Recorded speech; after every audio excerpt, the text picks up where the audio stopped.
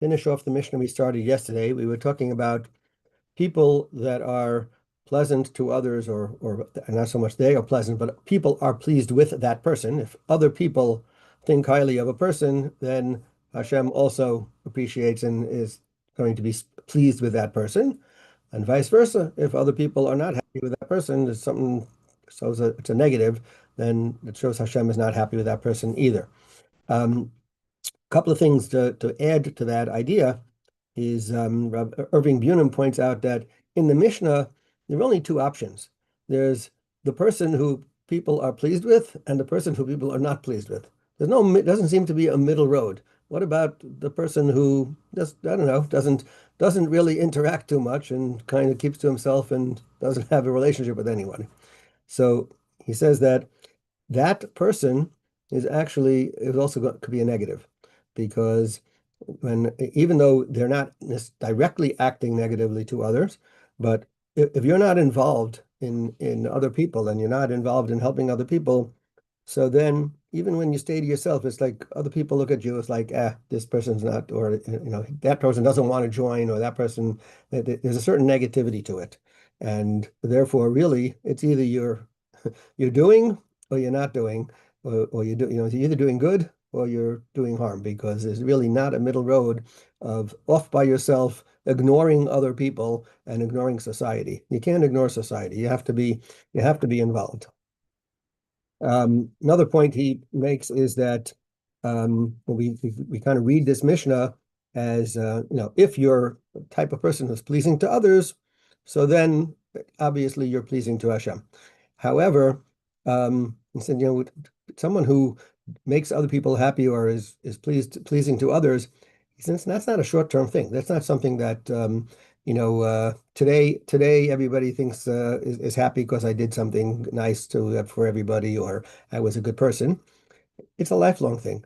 And you have many people who are, and we may have mentioned this yesterday, there are many people who have certain charisma, or go out of their way, and maybe falsely try to please other people.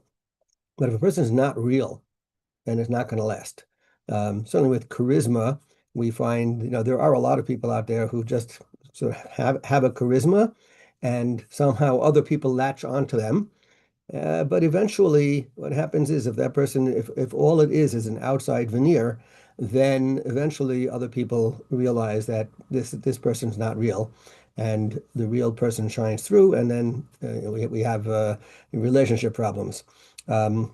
But something is going to happen that's going to show the true colors of that person. I could think of a few people who not so much I knew personally, but I know of, or where we had that. Rabbi Tversky actually points out an interesting idea on this, following up on this concept. He says, first of all, with the way you read it should be like someone who is always pleasing to others, and that's the type of person. And he tells a story of someone who was training a cat to act like a human being, and he said, I'm going to be able to train this cat.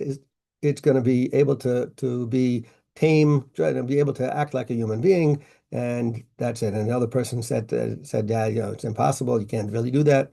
And they had a little bet, and so he trains the cat, and he dresses him up in a tuxedo, and he brings him to a fancy dinner, and he has him actually serving and doing things, and the cat's doing a great job, standing on his 2 feet somehow or other, and doing all kinds of stuff.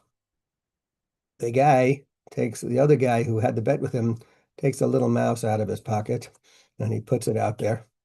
When the cat sees the mouse, boom, the cat takes off and forgets about all of his all of his acting, and he messed up the whole place. And he says that's the idea that the cat is a cat. Cat's not a human being. Went back to it follows its nature. And a human being, on the other hand, we actually have the ability to change our nature, but we have to work at it. It's not like you just decide, oh, I'm going to be different one day, and you are different. You are not different unless you work at it very consistently. And as we've said in many ways, that when we do things consistently, right, it does have an effect on our inner self. but it's something that is active and has to be worked on. Just because a person is acting doesn't make it so, right? When all you're doing is putting on an act, that's not changing who you are. That's just putting on a show for other people. You have to work at changing your inner self. And we do, as human beings, we do have the capacity to do that, but it's very hard. And it requires consistent and long-term work on that, whatever character trait it is that we're trying to improve. And but we are capable of doing so.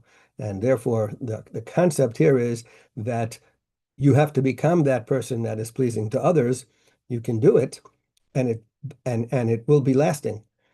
If it's an act, then it's not going to be lasting. Something's going to come up where your true colors are going to shine through. That's not a real change. And I guess as we're going into Rosh Hashanah, this is the month for us to work on being better people and working on our various midos, our character traits, and trying to maybe pick something and work at it diligently to say, I'm going to change this thing and work at it. But if we don't work at it, it doesn't happen naturally.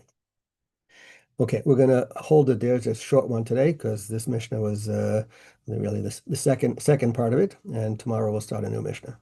Have a great day, everyone.